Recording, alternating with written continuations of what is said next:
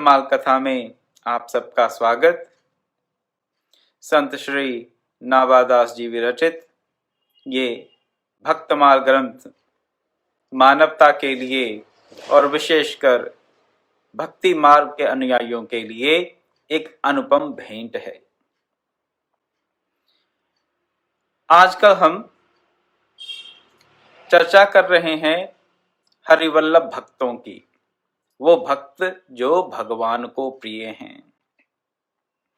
इसी श्रृंखला में कल हमने भक्तिमती शबरी की कथा का समापन किया। आज हम गीधराज जटायु के चरित्र पर थोड़ा चिंतन मनन निधिध्यासन करने का प्रयास करेंगे। जटायु थे कौन? रामचरितमानस से हमें इतना तो ज्ञात होता है कि जटायु के एक और भाई थे, संपाति। संपाति और जटायु दो भाई थे, लेकिन इनके पिता कौन थे? इनके पिता हैं अरुण। अरुण कौन? वही अरुण जो सूर्य के सारथी हैं। तो सूर्य के सारथी अरुण के पुत्र हैं जटायु और संपाति दोनों। और अरुण किसके पुत्र हैं? कश्यप के, महर्षि कश्यप के पुत्र हैं अरुण। माता का नाम है विंता। विंता के दो पुत्र हुए, एक अरुण और एक गरुड़। इसकी कथा का हम श्रवण कर चुके हैं कुछ महीने पहले। तो महर्षि कश्यप की पत्नी विंता, उनके दो पुत्र गरुड़ और अरुण। अरुण के दो पुत्र, एक हैं गीधराज जटायु जिनकी कथा का आज हम श्रवण करेंगे, और दूसरे पुत्र हैं जटायु के भाई संपाति। संपाति का चरित्र जहां हमें सुनने देखने पढ़ने को मिलता है किष्किंधा कांड में, किष्किंधा कांड के अंत में, वहां पर संपाति अपनी कथा का बखान करते हैं कि किस प्रकार वो इस दुर्गति को प्राप्त हुए। क्या दुर्गति थी उनकी? उनके पंख जल चुके थे, वो उड़ नहीं सकते थे। संपाति वहां बताते हैं कि मैं और जटायु दोनों बाल्यकाल में, लड़कपन में, किशोरावस्था में सूर्य की तरफ हम उड़ने करने लगे, लेकिन संपाति क्या हुआ, उनका पंख जल गए और वह समुद्र तट के निकट गिर गए और वहीं पर अपना जीवन यापन करने लगे। जटायु भगवान के प्रिय भक्त क्यों हैं? जटायु के बारे में हम जानते हैं क्या? कि वो महाराज दशरथ के मित्र हैं। जटायु जी की मित्रता दशरथ जी से आखेट के समय हुई। आखेट के लिए दशरथ आते हैं जंगल में, पंचवटी में, और वहां पर उनकी मित्रता हो जाती है गीधराज जटायु से। अब इसी परिचय के चलते जटायु से जब भेंट होती है तो भगवान श्री राम उनको अपने पिता के समान जानते हैं। पिता के समान जानते हुए गीधराज जटायु का दशरथ जी के समान ही सम्मान करते हैं, उनका आदर सत्कार करते हैं। और जटायु जी की भी ऐसी ही भावना रहती है भगवान राम, लक्ष्मण और सीता जी के प्रति कि ये मेरे पुत्र और पुत्र वधु के समान हैं। तो जब उनको ये ज्ञात होता है कि भगवान राम और लक्ष्मण की अनुपस्थिति में रावण सीता को हर के लेके जा रहा है, अपने आप की वृद्धावस्था का ज्यादा परवाह ना करते हुए, कि चिंता ना करते हुए, रावण के बल को जानते हुए भी वो सीता जी को बचाने के लिए अपने पूर्ण रूप से, अपने पूर्ण बल से रावण का मुकाबला करते हैं। और एक बार तो क्या करते हैं कि रावण को केशों से पकड़कर गिरा देते हैं उसके पुष्पक विमान से। युद्ध का अंत कैसे होता है? रावण अपनी तलवार से जटायु के एक पंख को काट देता है और जटायु जी धराशायी होकर पृथ्वी पर गिर पड़ते हैं। प्राण बनाए रखते हैं अपने, क्योंकि उनके मन में लालसा है क्या कि भगवान के दर्शन मुझे प्राप्त हों। शरीर त्यागते वक्त मुझे भगवान के दर्शन प्राप्त हों। और वो सीता माता का संदेश, उनकी जो पूरी घटनाक्रम था, वो भी उनको बताना चाहते थे कि रावण ही सीता को हर कर ले गया है। जिस वक्त भेंट होती है भगवान श्री राम की और मृत प्राय प्राण उत्सर्ग का समय आ रहा है, जटायु जी के समक्ष भगवान श्री राम उपस्थित होते हैं। उस वक्त का जो वार्तालाप है वो हमारे लिए प्रेरणादायक है। भगवान राम क्या कहते हैं और गीधराज जटायु क्या कहते हैं, चलिए गोस्वामी तुलसीदास जी के शब्दों को थोड़ा श्रवण करेंगे और उन्हीं के शब्दों के माध्यम से ये पता करने का प्रयास करेंगे कि गीधराज जटायु भगवान के इतने प्रिय भक्त कैसे हो गए। एक मांसाहारी पक्षी, गीध का क्या आहार है हम सब जानते हैं,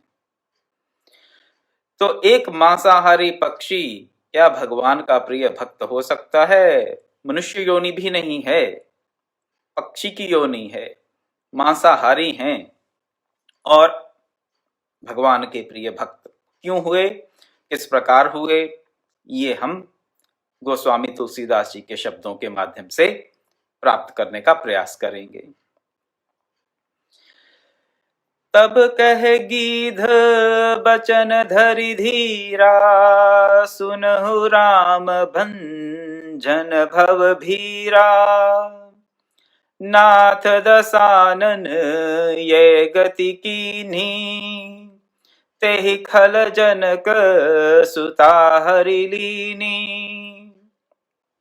ले दक्षिण दिशि गयो गोसाई, बिलपति अति कुरी की नाई। दरस लागी प्रभु राख्यो प्राणा, चलन चहत अब कृपा निधाना। पहले तो पूरा वृत्तांत सुना दिया कि सीता जी को रावण हर के ले गया और उसी ने मेरी ये दशा की है कि मैं मृत पाए हुए, मृत्यु को प्राप्त होता हुआ यहाँ पर पड़ा हूं भूमि पर, और अब तो प्राण जाना चाहते हैं। प्राणों को क्यों धारण कर रखा था? दर्शन के कारण ही, आपके दर्शन को प्राप्त करने के कारण ही मैंने प्राणों को धारण करके रखा था। भगवान राम क्या कहते हैं? राम कहा तनु राखौ ताता, मुख मुस्काई कहीं तेहि बाता। जाकर नाम मरत मुख आवा, अधमो मुक्त होई श्रुति गावा। सो मम लोचन गोचर आगे, राखो देह नाथ कहीं खागे। भगवान राम कहते हैं अधीर मत होइए, आप अपने प्राणों को बनाए रखिए, मैं आपके प्राण स्थिर कर देता हूं। आपका जितना भी शारीरिक कष्ट है उसको दूर कर देता हूं, आप प्राणों को बनाए रखिए।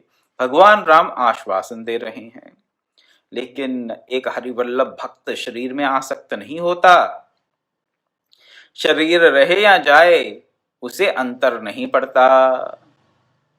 उसका मन कहाँ होता है? शरीर में नहीं अटका होता मन, मन होता है प्रभु चरणों में, प्रभु के दर्श स्पर्श को प्राप्त करने के लिए, प्रभु की सेवा के लिए उसका मन पूर्ण रूप से समर्पित है। और जिसका मन प्रभु चरणों में पूर्ण रूप से समर्पित है उसको शरीर में आसक्ति हो नहीं सकती। और जिसका मन अभी शरीर आसक्त है, अभी उसका पूर्ण रूप से मन प्रभु चरणों में, प्रभु सेवा में अनुरक्त नहीं है। गीधराज को पता था कि मैं रावण से टकराऊंगा तो मृत्यु को प्राप्त हो ही जाऊंगा। लेकिन राम काज करना है तो करना है, और जितना सामर्थ्य है, जितना बल है, उस पूर्ण बल का, पूर्ण सामर्थ्य का सदुपयोग करते हुए राम काज करना है। सफलता मिले या ना मिले, उससे कोई ज्यादा अंतर नहीं पड़ता एक भक्त को। उसे तो केवल अपना कर्म करना है। और कर्म क्या है? भगवत सेवा ही एक भक्त का कर्म है और कुछ नहीं। और भगवत सेवा परायण जो भक्त है वो शरीर आसक्त नहीं होता। भगवान राम कह रहे हैं, तुम प्राणों को स्थिर करो, मैं अभी तुम्हारी पीड़ा कष्ट दूर किए देता हूं। भगवान राम सर्वसमर्थ हैं, कुछ भी कर सकते हैं। लेकिन गीधराज जटायु मुस्काकर क्या कहते हैं? मुख मुस्काए कहीं तहीं बाता। क्या बात कही उन्होंने? जिसके नाम से मरते वक्त, जिसका नाम लेते हुए जो अधम है वो भी मुक्ति को प्राप्त कर जाता है। भगवान का नाम लेते हुए जो प्राण त्याग करता है वो भी चाहे कितना भी अधम क्यों ना हो, वो मुक्ति को प्राप्त कर लेगा। अधम से अधम व्यक्ति भी। वो भगवान जिनके नाम की इतनी महिमा है, वो भगवान सगुण साकार रूप से उपस्थित हैं। तो गीधराज जटायु कहते हैं, अब मैं किस कारण से इस शरीर को धारण करके रखूं? कौन सा और लाभ मुझे इस शरीर से प्राप्त हो सकता है? इससे बड़ा क्या कोई और लाभ है? हम विचारें, क्या हमारे मन की ये स्थिति है क्या कि प्रभु के दर्शनों से ऊपर और कोई लाभ नहीं, प्रभु कृपा से ऊपर कोई और लाभ नहीं मानते। भगवान ने गीता में भी कहा है कि जिससे जो इस लाभ से ऊपर किसी और लाभ को मानता ही नहीं, जिसके लिए परम लाभ है, परम लाभ कहा भगवान ने गीता में, जिसके लिए अगर हम उसको परम लाभ मानते हैं, उससे ऊपर किसी और लाभ को और उसके इतर किसी लाभ को लाभ मानते ही नहीं, तो हम हरिवल्लभ भक्त हो सकते हैं, अन्यथा नहीं। लेकिन हमारी अभी क्या स्थिति है? चलिए भगवान के दर्शन भी हो जाएं तो अच्छी बात है, बड़ा अच्छा लगेगा, लेकिन अभी और भी बहुत से हमें गृह कार्य करने हैं, बहुत से और काम करने हैं दुनिया के। तो दुनिया के काम भी करते रहें धीरे धीरे साथ साथ, और चलो भगवान का भजन दर्शन प्राप्त हो जाए तो वो चलिए अच्छा रहेगा। लेकिन नहीं, भगवान को प्रिय होना है तो परम लाभ, एक ही लाभ चाहिए, एक निष्ठ भक्ति चाहिए, जिसको भगवान ने गीता में क्या कहा? हाँ, ऐसी बुद्धि जिसकी बहुत सारी शाखाएं नहीं है, एकात्म बुद्धि हो जिसकी, व्यवसायत्मिका बुद्धि हो। व्यवसाय क्या है? यहाँ पर कौन सा बिजनेस कर रहे हैं? व्यवसाय का आमतौर पर जो शाब्दिक अर्थ है वो है बिजनेस। कौन सा व्यवसाय? ट्रेडिंग। ट्रेडिंग, कौन सा ट्रेड कर रहे हैं यहाँ पर? कौन सा व्यवसाय कर रहे हैं? क्या व्यवसायत्मिका बुद्धि है हमारी? व्यवसायत्मिका बुद्धि वो है जिससे हम मृत तत्व से अमृत को प्राप्त कर जाएं। मृत तत्व क्या? शरीर, इंद्रियां, मन, बुद्धि, हमारी जाति, आयु, जितना भी समय मिला है हमें इस शरीर में, ये सब क्या है? ये मृत तत्व हैं। मृत क्यों है? सबका अंत होने वाला है। कब होने वाला है नहीं जानते, लेकिन अंत होने वाला है ये तो निश्चित है। 1 मिनट में होगा, 1 साल में होगा, 10 साल में होगा, 50 साल में होगा, हो सकता ना जानते हो, ऐसी हमारी दृष्टि ना हो, लेकिन अंत तो निश्चित है। और जब अंत निश्चित है तो ये सब मरण धर्मा है, ये मृत हमारे स्रोत हैं, ये हमारे मृत सोर्सेज हैं। और इस मृत तत्वों से हमने क्या प्राप्त करना है? अमृत, अमरता को प्राप्त कर सकते हैं इन सब मृत संसाधनों से। जो ऐसी बुद्धि रखता है उसकी बुद्धि व्यवसायात्मिका है, और जिसकी ऐसी बुद्धि नहीं है, जो मृत से मृत तत्वों को ही प्राप्त करने में लगा हुआ है, वो फिर ठगा गया और कुछ नहीं। ठगा गया, बुरे तरीके से ठगा गया। उसने अपने मानव जीवन के परम लाभ को नहीं पहचाना। लेकिन गीधराज जटायु जानते हैं, क्या जानते हैं? कि हे भगवान, जिसका नाम लेकर एक अधम भी परम धाम को प्राप्त कर सकता है, एक उच्च अवस्था को प्राप्त कर सकता है मृत्यु के पश्चात, वो मेरे सामने, मेरे आंखों के सामने अब उपस्थित हैं, और फिर मैं क्या करूं? अपने प्राण बनाए रखूं? किस लाभ से बनाए रखूं? भगवान से प्रश्न करते हैं मुस्काते हुए कि आप कहते हो प्राणों को स्थिर कीजिए, अब मैं किस लाभ से इन प्राणों को बनाए रखूं? भगवान राम भी यहां पर निरुत्तर हो जाते हैं, निरुत्तर हो जाते हैं, कोई तर्क नहीं दे सकते। वो जानते हैं कि ये सत्य जानते हैं और सत्य भाषण कर रहे हैं, इनकी मन की स्थिति ऐसी ही है। तो फिर क्या कहते हैं? जल भरी नयन कहीं रघुराई, तात कर्म निज ते गति पाई। और अगली चौपाई बड़ी प्रसिद्ध है और याद करने लायक है, जीवन में धारण करने लायक है। क्या है? परहित बस जिन के मन माही, तिन कहूं जग दुर्लभ। उच्चतम गति प्राप्त कर रहे हैं कि सगुण साकार भगवान के समक्ष अपने प्राणों का उत्सर्ग कर रहे हैं, शरीर का त्याग कर रहे हैं। ये जो गति है उत्तम गति, ये आपने पाई किस प्रकार? ये पाई आपने अपने कर्मों के चलते, निज कर्म। तात कर्म निज गति ते पाए। कौन सा कर्म कर दिया उन्होंने ऐसा? जटायु ने एक पक्षी, एक मांसाहारी पक्षी कौन सा ऐसा कर्म कर सकता है जिससे इसे ये उच्चतम गति प्राप्त हो? फिर बताते हैं, परहित बस जिनके मन माही, तिन कहूं जग दुर्लभ कछु नाही। जिनके मन में दूसरे का हित रहता है सदा सर्वदा, उनके लिए इस जगत में कुछ भी दुर्लभ नहीं है। बड़ी विडंबना की बात है, पैराडॉक्सिकल, पैराडॉक्स है यहां पर। क्या पैराडॉक्स है, क्या विडंबना की बात है? कि जो व्यक्ति अपने लिए सब कुछ चाहता है, जीवन भर रोता रहता है, और जो व्यक्ति अपने लिए कुछ नहीं चाहता, सदा सर्वदा दूसरे के हित का ध्यान करता रहता है, उसको इस जगत में कुछ भी दुर्लभ नहीं है। इस जगत में क्या, उस जगत में क्या, कहीं भी कुछ भी दुर्लभ नहीं उस व्यक्ति के लिए जिसके हृदय में सदा सर्वदा दूसरे के हित की बात चलती रहती है, जो अपने बारे में नहीं सोचता और दूसरे के हित के बारे में सदा सर्वदा सोचता है, दूसरे के हित करने में तत्पर रहता है।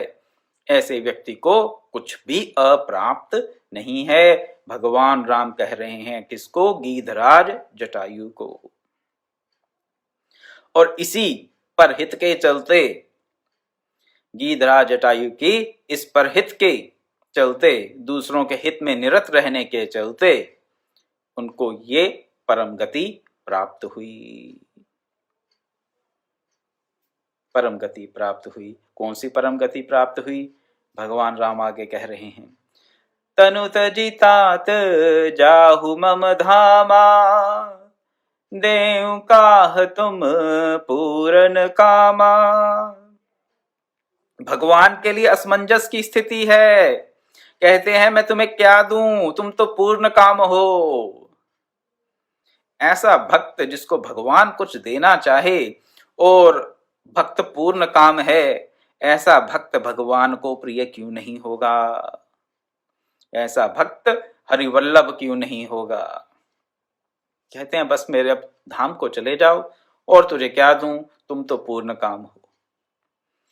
ये गति, ये पूर्ण काम मनस्थिति आती है पर हित में निरत रहने से।